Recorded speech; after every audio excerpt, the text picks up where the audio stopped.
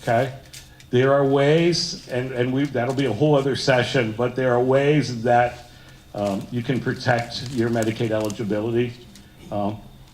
Remember, Medicaid is a health insurance program for poor people. The saying in Columbus and Washington is that our loved ones are the worthy poor, okay? They did nothing to be poor. Not that poor people did, but when I go to the State House, when David goes to the State House to speak on your behalf, it's not a hard sell. Ohioans, Americans want to use tax dollars to benefit people with disabilities, but we're in the same pool as everyone that's poor.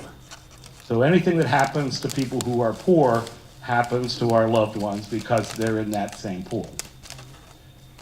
But having said that, now that I talked a little about Medicaid, there are two types of Medicaid. There's Medicaid for poor people, and there's something called age, blind, and disabled Medicaid. The benefit package is exactly the same, but when push comes to shove, I can better protect age, blind, and disabled Medicaid, ABD Medicaid. We get exemptions sometimes from some things that Congress tells us we have to do with Medicaid. I never used to talk about ABD Medicaid. I do now because Medicaid is under attack in Washington, and sometimes it's under attack in Columbus. So the challenge we've got in Ohio is that my child who has a disability may have entered into the Medicaid system because the family is poor. But they have a disability, but they're just part of a poor family. You're getting it. But at 18, they need to be identified as age, blind, and disabled because they're now an adult. And they're not on Medicaid because they live with a poor family. They're on Medicaid because they have a disability and they're also poor. Okay? I know, I tell people it takes 3 times before this sinks in, and then when it sinks in, it changes. So don't worry if you're a little confused. I talk about that because people say, well, what's a waiver? I don't get this. Waivers are a part of the Medicaid system. So we have this state plan. It's the Ohio Health Insurance Plan for poor people called Medicaid. And the state plan says I got a doctor visit, hospitalization, prescriptions, this thing called an intermediate care facility, and nursing homes. All those things can be paid for by my Medicaid card. We've had those things for decades. But back in the 1980s, in another state in the Midwest, parents had kids with disabilities, moms, and they went to their system in this other state and said, I have a child with a disability, an adult, and I need help. They have Medicaid, I need help. And their state said, and we've got these quote unquote institutions over here. Whether it's 4 beds or 100 beds, an intermediate care facility and a nursing home and a hospital, which are all Medicaid services, are by federal definition of institutions. It is what it is. Try not to be offended by the term. It is what it is. So these parents said, we need help. And their state said, and we've got help for you. It's down the road, and it's a 50-bed facility. These moms filed a lawsuit against their state back in the 80s saying, that's not what I want. I want services in my home and in my community, and I want Medicaid to pay for it. So the state and the federal government agreed to a settlement. And the settlement says, if you're willing to waive your right to that building down the street that we know you don't want, we'll give you funding to buy services in your home and in the community. So I'm seeing some light bulbs go off. All waivers are home and community-based waivers. They have to be provided outside of an institution, other than respite care, okay? We'll get into the details, but... So you'll hear the term HCBS waivers, and that's what that stands for, Home and Community-Based Services. Okay. So the other part of the settlement says the waiver service that you purchase. So an intermediate care facility, a nursing home, and a hospital are places. They're facilities. and you're buying a bed in that facility with your Medicaid card. A waiver is not a place. A waiver is a funding stream. It's a budget.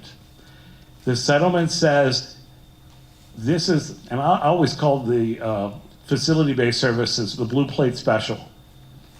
You can buy a bed in that facility, 24 hours a day care, and in most cases it's quality care, but it's 24 hours a day and you bought a bed. If you don't like that bed, you have the right to leave.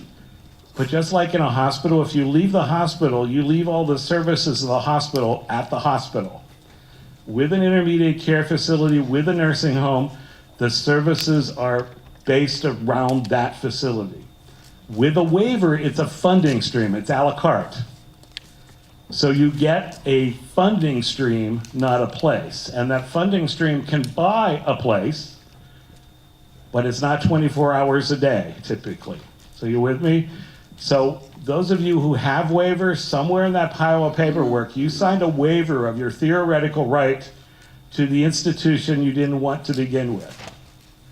The waiver can only be used to buy services at the intermediate care facility called respite care. So you could still get a weekend at Hattie Laurel, and you could buy that with your waiver, which is a funding stream and a budget. But you can't go to day services on the grounds of a waiver, or you can't buy a bed in that facility with your waiver. Are you all with me? This is really complicated, yes. So where do you get funds for day services? Your waiver funds it. So, okay, so it's a good, thank you. This is really complicated. So, yeah. Does your child have one? I don't remember. Okay, all right. So let's back up to the late 1990s in Ohio. Until the late 1990s, most services for people with disabilities in Ohio were locally funded.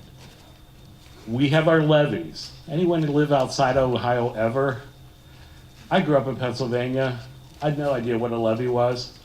The rest of the world, if you say you're working on the levee, they think you're working on a dam on the Ohio River. No one knows what a levee is outside Ohio. The rest of the world doesn't operate this way. In the rest of the world, you pay your state taxes, and the money is evenly distributed among all the counties or among all the cities.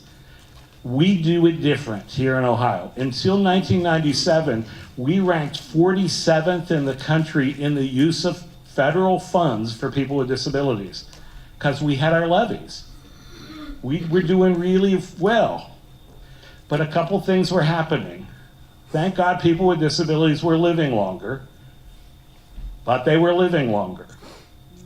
You know, when I was a child, people with Down syndrome lived until about 10 or 15. People with Down syndrome are living long, healthy lives now. People with cerebral palsy are living long, healthy lives. So the number of people with disabilities in Ohio has increased, but our levies haven't. The other thing that happened in the late 1990s is we started having levies fail in the state of Ohio. So more and more levies were failing. So a group of us got together and went to our state legislature and said, okay, we support people with disabilities. We want to help people with disabilities, and we don't have any more levy dollars. We're running out. I mean, the steel mills were closing in Youngstown. The car plants were closing in Lorraine and Cuyahoga. The coal mines had started to shut down in Southeast Ohio. We were in a pickle.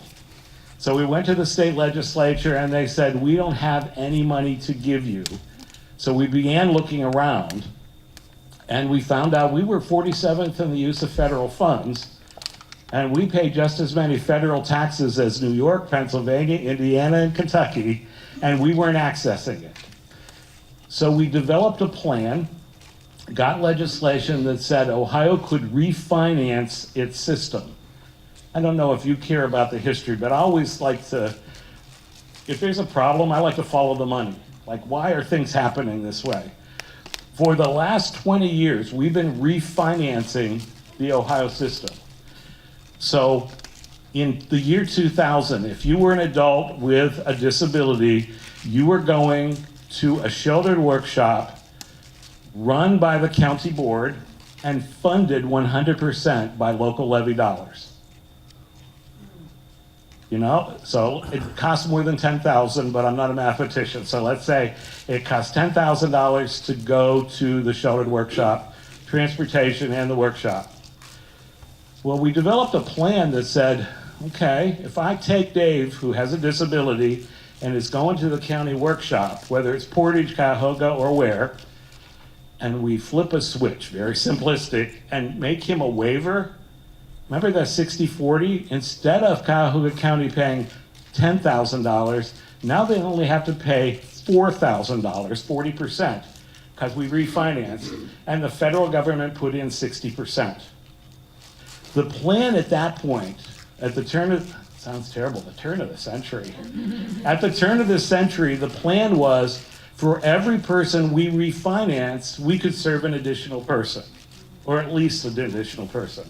The problem was the economy fell out. The bottom fell out of the economy. Levies were failing more, property values went down, and the money we had wasn't going as far. But we began refinancing anyway, and we were bringing in 60 cents on the dollar into our communities. Anyone from Lorraine? Lorraine doesn't like to play the waiver game. So they're struggling now because they're still mostly 100% funded. Cuyahoga has done a good job.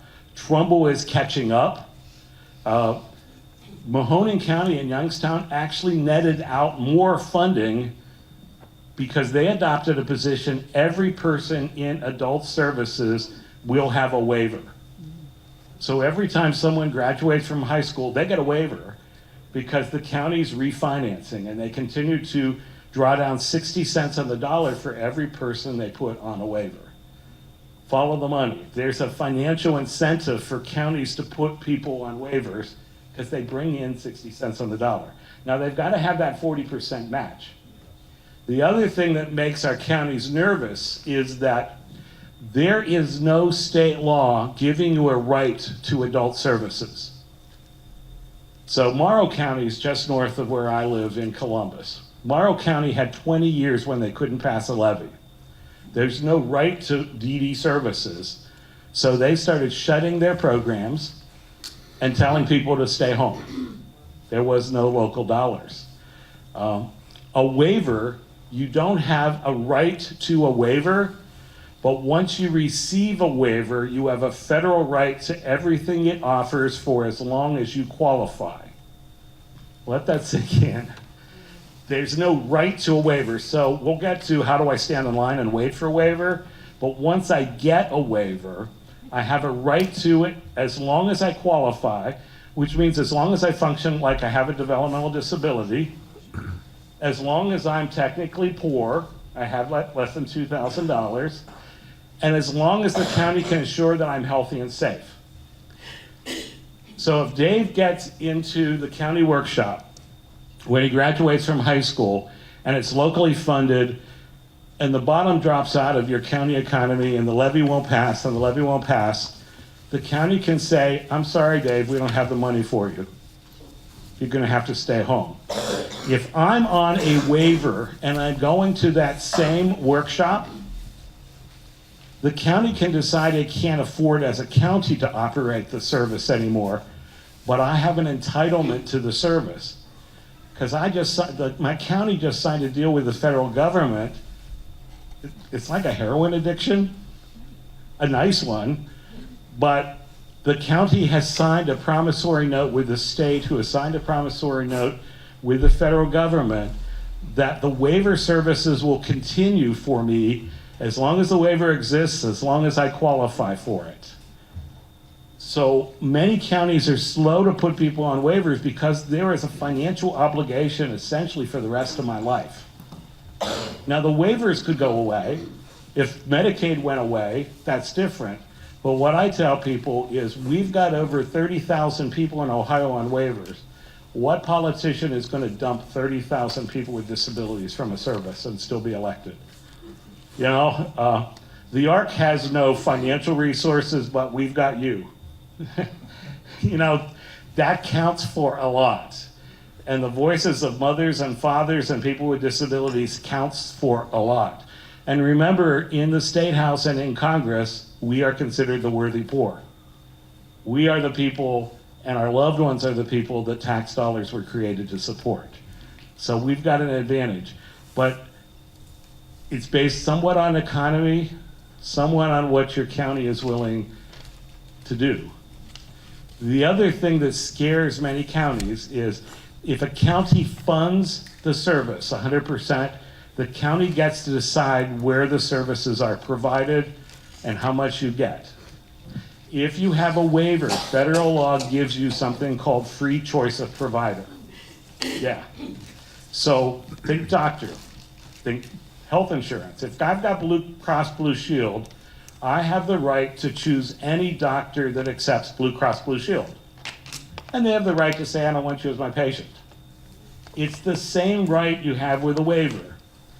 If you have a waiver, you get a budget. The county develops your budget, and I have a right to pick any provider that's willing and qualified. Qualified means they're certified by the state of Ohio, and willing means, yeah, we're accepting new individuals and you would fit within our provider network, and yeah, we'll serve you. They can provide that service, health and safety. Yes, and they'll protect the health and safety. The county then retains the right. The county's power is they write the plan that authorizes the services that you have chosen, and the provider is paid a set rate, just like your doctor is paid a set rate. And it's a take it or leave it, but no deductible. Yeah, it's payer of last resort. So y'all with me? Okay.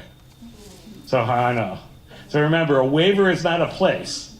A waiver is a funding stream.